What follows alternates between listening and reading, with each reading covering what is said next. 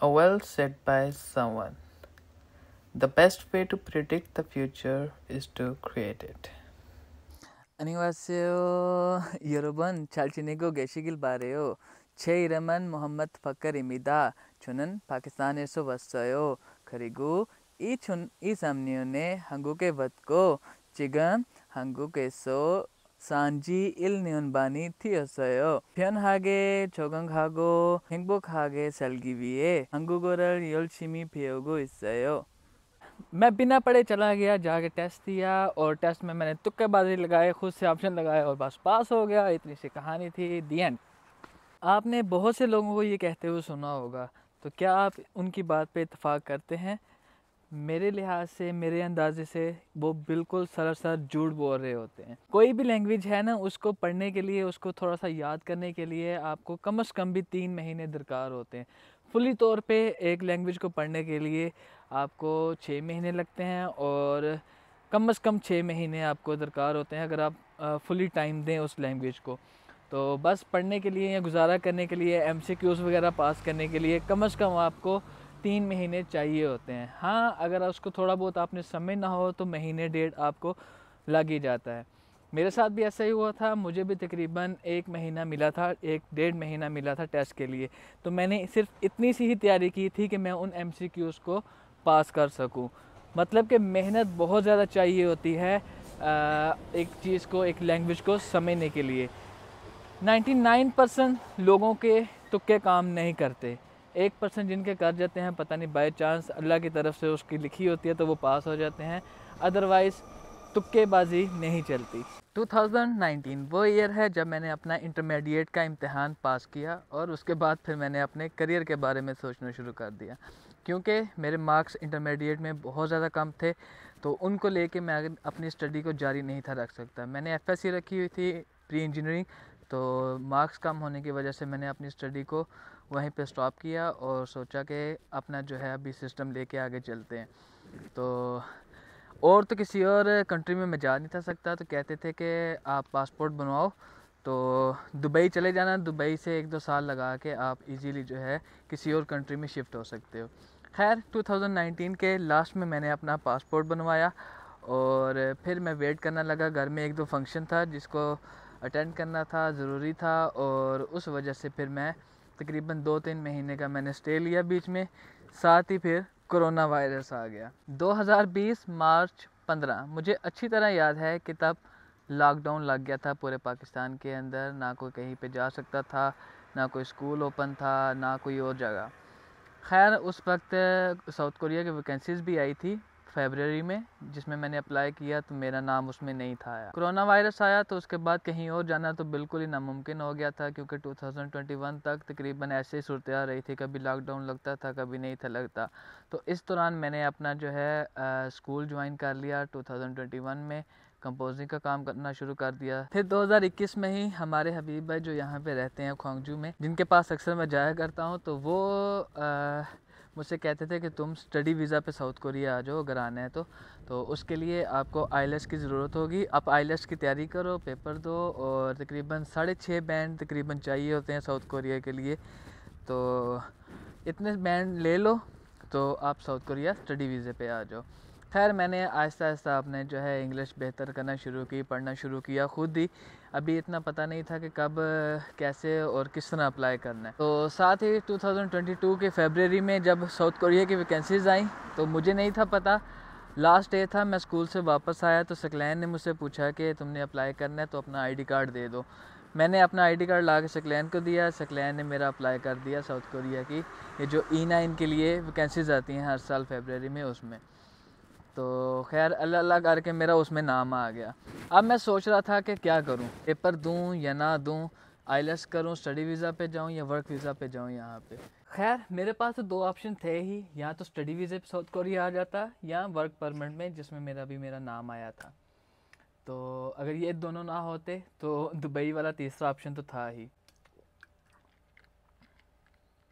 उन्हीं दिनों YouTube को स्क्रॉल करते करते मेरे सामने नाश डेली की एक वीडियो आई जिसमें उसने बताया I'm going to teach you the easiest alphabet in the world. This is the Hangul alphabet and it's the only one they use in South Korea and they're very easy to learn and pronounce. कि दुनिया की जो सबसे ज़्यादा easiest language है वो south Korean है, Korean language है। तो मैं ये सुन के बड़ा खुश हो गया। अभी मजा आएगा ना भिड़ो। मैंने कहा चलो यार नाम तो वैसे ही आया हुआ है, चलते हैं जाके रजिस्ट्रेशन करवा के आते हैं और टेस्ट देते हैं, देखते हैं पास हो सकते हैं कि नहीं। अच्छा, हमको सिखा रिया है। 10 मई को मैं लाहौर गया, अपनी जाके प्री रजिस्ट्रेशन करवाई इसके लिए, और उसके बाद फिर मैंने अपने गांव की ही एक एकेडमी है, हमारे जो मानी भाई हैं, इनके भाई हैं बड़े जाहद भाई, उनकी ब्राइट फ्यूचर के नाम से एकेडमी है जिसको मैंने ज्वाइन किया। खैर वो तो वैसे मैंने ज्वाइन कर लिया, मैंने कहा पढ़ मैं खुद ही लूँगा, क्योंकि मैंने एक वीडियो देखी हुई है जिसमें उसने बोला कि सबसे ईजीएस्ट लैंग्वेज दुनिया में साउथ कोरियन है, तो मेरे लिए कौन सी बड़ी बात है। झूठ बोल रहा है। बहरहाल मैंने स्कूल भी ज्वाइन किया हुआ था, स्कूल जाना, वापस आके मैंने एकेडमी चले जाना, तो ऐसे चलता रहा। फिर 24 मई को तकरीबन टेस्ट डेट आई, और टेस्ट डेट ऐसी आई कि मेरा 30 जून को टेस्ट रख दिया गया।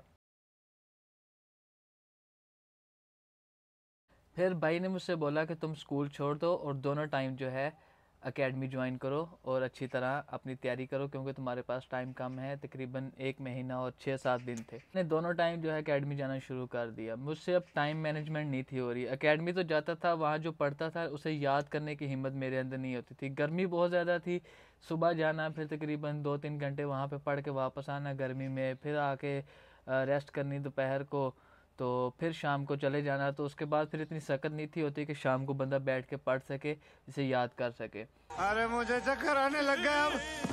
तो करते करते जनाब मुझसे कुछ भी नहीं था हो रहा, और बहुत ज़्यादा टफ लग रही थी। शुरू के दिनों में तो मुझे बहुत ज़्यादा इजी लगी, क्योंकि हंगुकमल के जितने भी ये अल्फ़ाबेट्स हैं वो सारे बहुत इजी हैं, बहुत जल्दी बंदे को याद हो जाते हैं। इनका जोड़ तोड़ भी बंदा बड़ी जल्दी करना शुरू कर देता है। लेकिन असल मसला बाद में आता है, जब बंदे ने वोकैबुलरी अपनी तैयार करनी होती है और साथ में फिर सेंटेंस बनाने होते हैं, यहाँ पर आगे बंदे की बस हो जाती है। तो ये दोनों चीज़ें मुझसे नहीं थी हो रही। वोकैबुलरी में पढ़ सकता था लेकिन उनके मीनिंग्स मुझे नहीं थे आते, और साथ ही सेंटेंस भी मैं पढ़ सकता था लेकिन उनके मीनिंग्स का मुझे नहीं था पता, सेंटेंस को बनाना कैसे है या उन्हें सुनना कैसे है। लिसनिंग की भी बहुत ज़्यादा प्रॉब्लम थी। टेस्ट तकरीबन 40 सवाल पर मुश्तमिल होता है, 20 सवाल रीडिंग के होते हैं और 20 सवाल लिसनिंग के होते हैं। तो इन दोनों की तैयारी मेरी बिल्कुल नहीं थी सही हो रही। तकरीबन 11 जून को मैंने एकेडमी को अलविदा कह दिया। जब मैंने एकेडमी छोड़ने का कहा तो मेरे साथ के जो एकेडमी के कुलीग्स थे वो सारे मुझसे कहने लगे कि तुम ऐसे पास नहीं कर सकते। क्या क्या बात कर रहे हैं? एकेडमी आया करो। मैंने कहा कि मुझसे टाइम मैनेजमेंट नहीं हो रही एकेडमी आते हुए, मैं कैसे मैनेज करूं सारा कुछ, तो खैर मैं खुद ही तैयारी करके पढ़ लूँगा। अब वो मुझ पर हंसते थे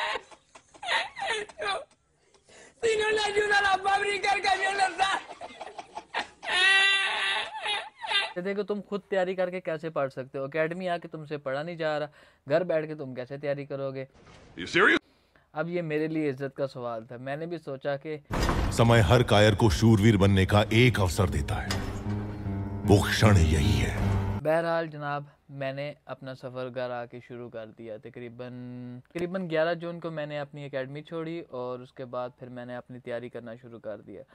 मैं तैयारी करता क्या था कि सुबह 5 घंटे मैं रीडिंग करता था और शाम 5 घंटे मैं तकरीबन सारी की सारी लिसनिंग करता था। हेडफोन लगा के घर के छत पे चला जाता और वहाँ बैठ के सुकून से अपनी लिसनिंग मैं अपनी सुनता था, साथ में मोबाइल में मैं देखता था और हेडफोन्स में मैं सुनता था साथ साथ। तो तकरीबन 10 दिनों के अंदर अंदर मुझे हर चीज़ की समझ आना शुरू हो गई थी। रीडिंग करते हुए मुझे सेंटेंस की भी समझ आती थी और लिसनिंग करते हुए मुझे लिसनिंग की भी समझ आती थी कि ये क्या बोला जा रहा है बीच में। तकरीबन 60 चैप्टर होते हैं, 2 किताबें होती हैं इसकी 30 चैप्टर्स की। तो तकरीबन 25 जून को मैंने अपनी 30 चैप्टर की जो किताब थी वो तकरीबन सारी की सारी रट ली हुई थी अच्छी तरह। उसकी वोकैबुलरी भी मुझे आती थी और उसकी जितनी एक्सरसाइजेस थी वो सारी की सारी मुझे सही तरह याद हो गई हुई थी। बुक 2 की परेशानी थी, लेकिन जब मैंने बुक 2 को पढ़ा तो उसमें कई चीज़ें बुक 1 वाली थी और तकरीबन सेम ही था। मेन चीज़ ये है कि आपको थोड़ी बहुत ग्रामर आती हो और साथ में वोकेबलरी आती हो तो आप इजीली सेंटेंस को बना सकते हैं। वैसे भी एक सेंटेंस में अगर आपको 2-4 चीज़ें आती हों तो आप इजीली एक सेंटेंस को समझ सकते हो। तो इस ट्रिक को इस्तेमाल करते हुए मैं अपने जहन में लेके मैं 30 जून को टेस्ट देने के लिए इस्लामाबाद ओईसी सेंटर पहुंच गया। वहाँ पे जब पहुंचा तो बाहर सारे के सारे लड़के जो खड़े हैं और आपस में एक दूसरे से क्वेश्चन आंसर्स कर रहे हैं कि हाँ भाई तुम्हें वो चीज़ आती है, वो चीज़ आती है। तो जब मैं उन्हें सुन रहा था ना, एक दूसरे को बता रहे थे, तो मेरे दिल में बहुत ज़्यादा डर पैदा हो गया। मैंने कहा यार इनको तो इतना कुछ आता है तो मुझे तो कुछ भी नहीं आता। जैसे ये बोल रहे हैं या इस तरह से ये सेंटेंस अदा कर रहे हैं, मुझे तो कुछ भी नहीं आता, मैं तो फेल हो जाऊंगा, पक्का फेल हो जाऊंगा। इतनी मेहनत की हुई है ज़ाया चली जाएगी। ऊपर से मेरे जहन में डर था, वो जो कहते थे पीछे से लड़के के तुम नहीं कर पाओगे, तो वो चीज़ भी मेरे जहन में बार बार उस टाइम पे आ रही थी। लेकिन मेरे भाई ने मुझसे कहा हुआ था कि मेरे बड़े भाई तसव्वुर ने मुझसे कहा था कि जब तुम टेस्ट देने जाओ ना तो किसी चीज़ को भी अपने जहन में नहीं रखना। टेस्ट के सामने बैठो तो अपना जहन बिल्कुल फ्रेश रखो और ये समझो कि तुम्हें सब कुछ आता है, तुम कर सकते हो। बहरहाल यही चीज़ मैं जहन में रखते हुए टेस्ट ऐसे कंप्यूटर में सामने ऐसे बैठा हुआ हूँ और वेट कर रहा हूँ कि कब टाइमिंग शुरू हो और कब टेस्ट सामने आए। कोई जहन में ख्याल नहीं आया, कोई जो है जहन में सोच नहीं थी कि मैं पास होऊंगा या फेल होऊंगा। टेस्ट स्टार्ट हुआ, पहला क्वेश्चन आया तो बहुत ज़्यादा इजी था, मैंने फटाफट उससे खुश हो के टिक कर दिया और मुझे यकीन था कि ये सही है। दूसरा आया, वो भी सही था। तस्वीरें थी, तस्वीरों की वोकैबुलरी आपको बतानी थी कि ये कौन सी चीज़ इसमें पड़ी हुई है। जब पहुंचा ने तीसरे और चौथे क्वेश्चन में, पहले रीडिंग का टेस्ट होता है फिर लिसनिंग का होता है। तो रीडिंग में ही पहले 3-4 तस्वीरें थी, वो तो मैंने इजीली अपने टिक कर दी, मुझे पता था, कंफर्म था ये सही है। जब चौथे 5वें क्वेश्चन में पहुंचा तो वो सारे के सारे पैराग्राफ्स थे नीचे, तकरीबन 7 से 8 पैराग्राफ्स आए हुए थे। मैं जब एक पैराग्राफ को पढ़ना स्टार्ट किया, पढ़ता रहा, बाद में टाइम देखा तो 5 मिनट चले गए हुए थे। 1 घंटे का टेस्ट होता है, 25 मिनट रीडिंग के लिए होते हैं और 25 मिनट लिसनिंग के होते हैं। तो 25 मिनट में आपको 20 क्वेश्चन सॉल्व करने होते हैं रीडिंग के और 25 मिनट में 20 क्वेश्चन सॉल्व करने होते हैं लिसनिंग के। तो एक पैराग्राफ को पढ़ते हुए मेरे 5 मिनट चले गए थे। मैं जब टाइम देखा तो मैंने कहा यार ये तो काम ख़राब है, मेरे पसीने छूट रहे थे एक तो फिर मैंने क्या किया कि पैराग्राफ्स को बस जो है तुक्काबाजी लगाई और जो क्वेश्चन मुझे आते थे, फिल इन द ब्लैंक्स या जो दूसरे कुछ क्वेश्चंस थे, उनको मैंने इजीली अपना जो है कंफर्मेशन के साथ मैंने टिक किया। फिर उसके बाद लिसनिंग के क्वेश्चंस मुझे बहुत ज़्यादा अच्छी तरह आते थे तो मैंने उन्हें बड़ी आसानी से टिक कर लिया। लेकिन जो एंड वाले लिसनिंग के क्वेश्चन थे, जैसे टेबल्स वगैरह और आपस में कन्वर्सेशन जो होती है, वो मुझे थोड़ी सी मुश्किल लगी थी। लेकिन अल्हम्दुलिल्लाह मैंने टेस्ट के अंदर 120 मार्क्स अवेल कर लिए। टेस्ट के बाद मैं ऐसे हाथ बंद करके ऐसे कंप्यूटर की स्क्रीन को देख रहा हूँ।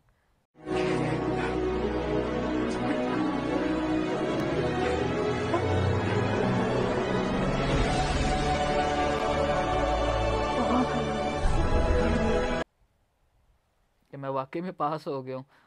बाकी उन्होंने कहा कि 110 और 110 से ऊपर वाले सारे यहाँ पे बैठे रहें, बाकी यहाँ से तशरीफ़ ले जाएं, क्योंकि 110 तकरीबन पासिंग मार्क्स थे और मेरे आए थे 120 मार्क्स। अल्हम्दुलिल्लाह अल्लाह ने बहुत ज़्यादा साथ दिया और मेरी मेहनत भी बहुत ज़्यादा थी। 5 घंटे 10 घंटे दिन के 24 घंटों के अंदर पढ़ने में बहुत ज़्यादा होते हैं, मेरे लिए ख़ास तौर पे बहुत ज़्यादा है, क्योंकि मैंने अपने स्टडी के दौर में भी कभी इतना नहीं था पढ़ा जितना कि मैंने इन दिनों में पढ़ा था। मिशन सिर्फ टेस्ट पास करना नहीं था, टेस्ट पास करने के बाद भी बहुत सारी चीज़ें ऐसी थी जिनसे गुजरना पड़ना था, तो वो फिर कभी शेयर करेंगे। तो फ़िलहाल मैं वीडियो को ज़्यादा अभी लंबा नहीं करूँगा, तो इसी के साथ अभी मुझे दीजिए इजाज़त। उम्मीद है आपको मेरी स्टोरी पसंद आई होगी। तो अपना बहुत सारा ख्याल रखिएगा, मिलते हैं अपने नेक्स्ट व्लॉग में। अल्लाह हाफिज़, अस्सलाम वालेकुम।